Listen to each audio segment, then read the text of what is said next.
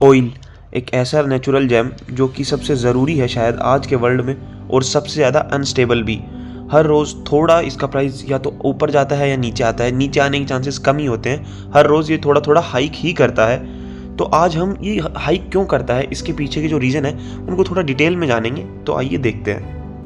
पहला रीज़न जो कि ये है कि ऑयल जो है वो एक कन्वेंशनल सोर्स ऑफ एनर्जी है जो कि एक लिमिटेड अमाउंट में अवेलेबल है अर्थ पे, जिसका कोई वो नहीं है कि ये हमारे पास बहुत ज़्यादा है। बहुत ज़्यादा तो है बट अभी लिमिटेड है। At the end of the day कभी ना कभी जो है वो ऑयल ख़त्म होगा ही, और डे बाय डे वो कम ही हो रहा है, क्योंकि हमारे पास अभी जितने सोर्सेज हैं ऑयल के जो हमें नोन है या फिर कह लीजिए जो जिनका पता लगा है, वो 1.6 ट्रिलियन है बैरल ऑयल अर्थ पे मौजूद है। और पूरी कंट्री या फिर पूरे ग्लोब की जो नीड है वो 3.65 बिलियन बैरल ऑयल यूज़ करती है पर ईयर। तो अगर हम इसको डिवाइड करें तो हमारे पास जो आंकड़ा आता है कि हमारे पास कितने साल का रिजर्व है, वो है 438 साल। तो जैसे जैसे टाइम बढ़ेगा डिमांड जो है वो बढ़ेगी, क्योंकि इंक्रीज इन पॉपुलेशन और इंक्रीज इन इंडस्ट्रियलाइजेशन और वगैरह वगैरह। तो ये जो आंकड़ा है वो कम होता जाएगा पॉपुलेशन के बढ़ने के साथ साथ। इस वजह से जो है वो ऑयल की डिमांड बढ़ेगी बट सप्लाई कम होती जाएगी, और यही पिछले से लेके अब तक हुआ है। इसीलिए जो प्राइस की जो हाइक है वो काफ़ी बढ़ चुकी है। देखिए, इसका जो दूसरा मेन रीज़न है वो जियोपॉलिटिक्स है, जो कि वर्ल्ड लेवल की पॉलिटिक्स है। जब दो कंट्रीज आपस में कोई कॉन्फ्लिक्ट्स में होती हैं और उनमें से कोई एक ऑयल का सप्लायर होता है, तो उससे बहुत ज़्यादा इम्पैक्ट पड़ता है ऑयल की जो प्राइसेस होती हैं। जैसे कि रशिया यूक्रेन कॉन्फ्लिक्ट में रशिया जो है वो काफ़ी बड़ा सप्लायर है ऑयल और नेचुरल गैस का, तो उसमें $45 जो कि एक बैरल की कीमत उस कॉन्फ्लिक्ट से पहले थी, उस कॉन्फ्लिक्ट के बाद $60 पर बैरल की जो है वो प्राइस चली गई। हालांकि इंडिया को इससे ज़्यादा इम्पैक्ट हुआ नहीं, क्योंकि इंडिया जो है वो डिस्काउंटेड रेट में रशिया से ऑयल खरीदता था और उसे रिफाइन करके यूरोप में सप्लाई करता था। तो ये जो चेन है उससे इंडिया को कुछ ना कुछ बेनिफिट ही हुआ। बट क्योंकि इंडिया का जो मेजर ऑयल इंपोर्ट है वो बाहर से आता है, यानी कह लीजिए इंडिया जितना ऑयल है उसका 85% इंपोर्ट करता है अपने यूज़ का। तो इस वजह से जो फॉरेन रिलेशंस हैं उस पर इंडिया की जो प्राइस है ऑयल की वो काफ़ी ज़्यादा हाईली डिपेंडेंट है, अनस्टेबल है। अगर कहीं कुछ भी होता है तो इंडिया की जो प्राइसेस हैं वो हाइक करती हैं, क्योंकि इंडिया का जो मोस्ट ऑफ ऑयल है वो बाहर से इंपोर्ट किया जाता है। देखिए, जो थर्ड रीज़न है वो है डॉलर टू रुपी ट्रांजेक्शन। अब इंडियन गवर्नमेंट जो है वो जितनी भी डील करती है या फिर कह लीजिए पूरे वर्ल्ड में जितनी भी डील होती है most of the US dollar में ही साइन की जाती है due to American impact. But Indian government को जो रेवेन्यू जनरेट होता है वो रुपीज़ में होता है, और जैसे कि आप सभी को पता है कि रुपीज़ जो है वो लगातार यूनाइटेड डॉलर्स के सामने गिरता जा रहा है, और गिरने के बाद जो फिस्कल डेफिसिट क्रिएट होता है, क्योंकि इंडियन गवर्नमेंट को पेमेंट करनी होती है डॉलर में और रेवेन्यू जनरेट होता है रुपीज़ में, तो उसके बीच में एक गैप आ जाता है, उसे हम फिस्कल डेफिसिट बोलते हैं। तो उस गैप को कवर करने के लिए इंडियन गवर्नमेंट जो है वो ऑयल पे टैक्सेस जो है बढ़ा देती है, ताकि वो अपने आप को डेफिसिट में ना ले जाए और अपने आप को बैलेंस आउट रखे। देखिए, फोर्थ और ये भी कह सकते हैं कि जो कि सबसे इंपॉर्टेंट रीज़न है या फिर कह लीजिए जो कि ब्रेकडाउन है ऑयल की प्राइसेस का, वो यही रीज़न करता है। क्योंकि इंडिया जब बाहर से ऑयल इंपोर्ट करता है तो इंडिया को जो क्रूड ऑयल है या फिर कह लीजिए जो रो ऑयल है उसकी वैल्यू 50 से 55 रुपये पर लीटर पड़ती है, और उसको रिफ़ाइन करने के बाद 6 से 7 रुपये पर लीटर रिफाइनिंग कॉस्ट आती है।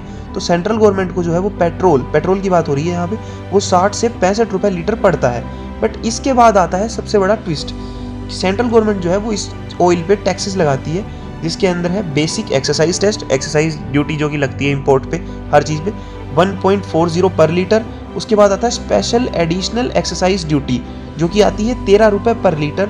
उसके बाद agriculture and infrastructure cess 2.50 per litre, road and infrastructure cess 5 रुपये पर लीटर, और टोटल जो सेंट्रल गवर्नमेंट की एक्सरसाइजेज लगते हैं वो 23.90 रुपये पर लीटर लगते हैं ऑयल पे।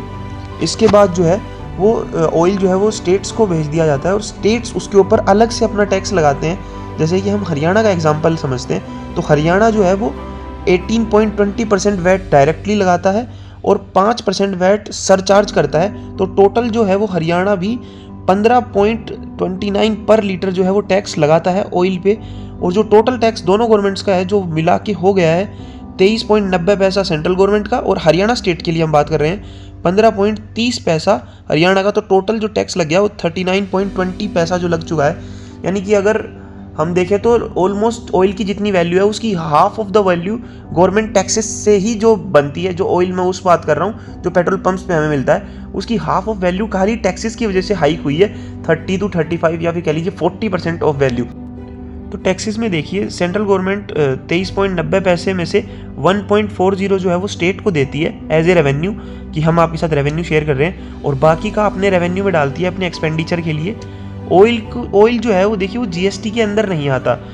जो चीज़ें जीएसटी के अंदर आती है उन पर कोई और टैक्स नहीं लग सकता, ये रूल है। उनके ऊपर ना ही स्टेट टैक्स लगा सकता है और ना ही सेंट्रल गवर्नमेंट और कोई टैक्स लगा सकती है। जैसे कि इलेक्ट्रॉनिक्स आइटम हुआ, सोप हुआ, आपकी कमोडिटीज़ अदर देन परफ्यूम, ये सारे इंडिया में सेम वैल्यू की मिलती हैं। चाहे आप जम्मू कश्मीर से ले लीजिए, चाहे आप गोवा से ले लीजिए, चाहे आप राजस्थान से ले लीजिए, चाहे वेस्ट बंगाल से। बट ऑयल जो है वो स्टेट बाय स्टेट डिपेंड करता है। यहाँ तक कि कुछ केसेस में डिस्ट्रिक्ट्स में भी ऑयल में जो है वो डिफरेंस दिख जाता है, क्योंकि हर स्टेट अपने हिसाब से टैक्सेस लगाता है ऑयल के ऊपर, और अपने हिसाब से रेवेन्यू जनरेट करने के लिए लगाता है। और काफ़ी मल्टीपल चीज़ें स्टेट जो है वो सोचता है। काफ़ी आईएएस बैठे रहते हैं, आईईएस बैठे रहते हैं, उन सब का दिमाग, और फिर पॉलिटिशियंस, और उन काफ़ी चीज़ों पे कई बार देखिए आप इलेक्शंस पास में आने पे स्टेट जो है वो अपना वैट कम कर देते हैं और ऑयल की प्राइसेस को डाउन कर देते हैं, ये दिखाने के लिए कि हम आपको बेनिफिट दे रहे हैं कि आप लो प्राइस पे ऑयल बेच के। बट आफ्टर इलेक्शन वो वैट जो है वापस बढ़ा दिया जाता है, क्योंकि अगर वैट ज़्यादा कम हो जाएगा तो स्टेट का जो रेवेन्यू है वो बहुत कम हो जाएगा और स्टेट थोड़ा सा डाउनफॉल की तरफ जाएगा, फिस्कल डेफिसिट की तरफ बढ़ने लगेगा। देखिए डिफरेंस इसी से क्लियर हो जाएगा। आंध्रा में जो ऑयल की वैल्यू है, या कह लीजिए पेट्रोल की वैल्यू है, वो 110.71 रुपये पर लीटर, तेलंगाना में 108.18 रुपये पर लीटर, केरला में 106.34 रुपये पर लीटर, और मध्य प्रदेश में 107.21 रुपये पर लीटर। तो ये कुछ हमारे जो है हाई रेंज वाले स्टेट्स हैं। अब आते हैं हम नीचे की लो रेंज की तरफ। तो अंडमान में 82.46 पेट्रोल की है, अरुणाचल में 92.53 है, हिमाचल में 93.31 है, और दमन एंड दीव में 93.40 है। देखिए यूनियन टेरिटरीज में जो है वो फ्यूल जो है वो चीप है, क्योंकि स्टेट गवर्नमेंट वहाँ पे है नहीं। यूनियन टेरिटरी का मतलब होता है कि सेंट्रल गवर्नमेंट का ही वहाँ पे रूल चलता है, वहाँ कोई अलग से स्टेट गवर्नमेंट नहीं बैठती है, तो वो कोई अलग से वैट नहीं लगता है उन पे। तो जो सेंट्रल गवर्नमेंट जिस रेट पे ऑयल देती है उसी रेट पे बेचा जाता है। ये जो है वो यूनियन टेरिटरीज को फ़ायदा है। बट चंडीगढ़ इस चीज़ में नहीं आता। चंडीगढ़ एक्सेप्शन है, क्योंकि चंडीगढ़ जो है वो 2 स्टेट्स की कैपिटल भी है, तो उस वजह से उसके ऊपर वैट लगाया जाता है वहाँ के ऑयल के ऊपर। और यहाँ पे आपने देखा होगा कि अरुणाचल और हिमाचल भी हैं, तो उनको जो है पहाड़ी रेंज होने की वजह से वहाँ ज़्यादा कुछ होने ना, जॉब अपॉर्चुनिटीज़ ना होने की वजह से वैट कम लगाया जाता है, ताकि लोग उस चीज़ को बियर कर पाएँ, उस कॉस्ट को सहन कर पाएँ, कि उन्हें ज़्यादा महंगा ना लगे।